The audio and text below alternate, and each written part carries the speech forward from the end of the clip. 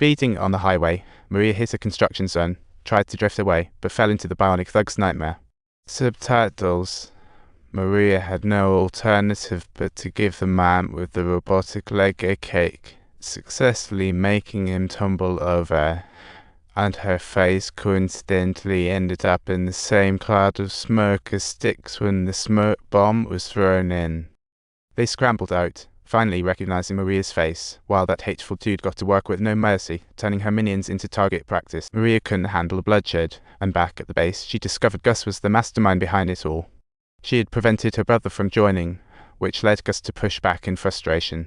While Gus was at the hacker's den, the rest were jurors.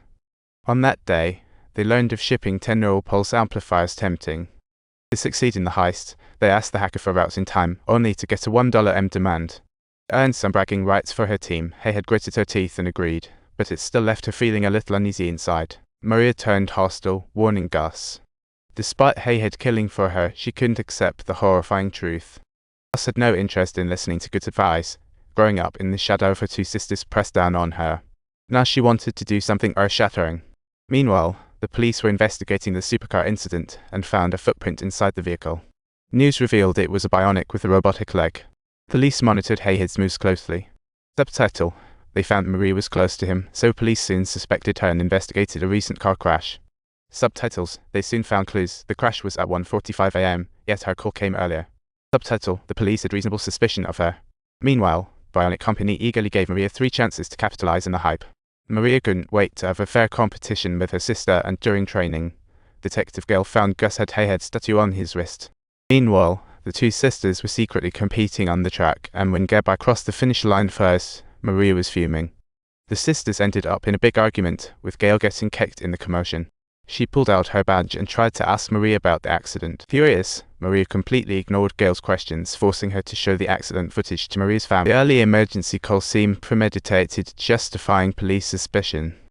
After being cornered, Maria sought to earn the trust of the Bionics the same way Gabai did. Both of them pushed hard to uncover the. While the police continued their investigation, the officer in charge dismissed them, insisting they should speak to their lawyer.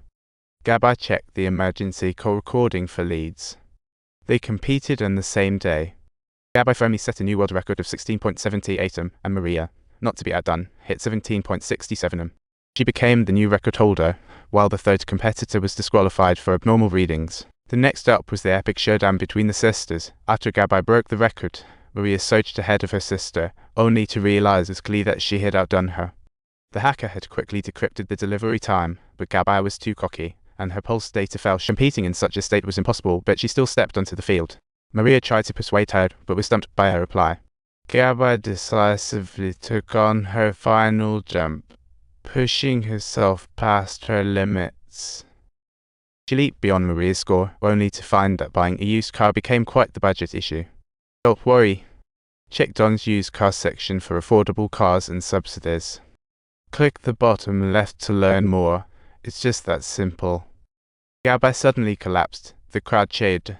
Unaware of her heavy cost, a battle erupted in the ER.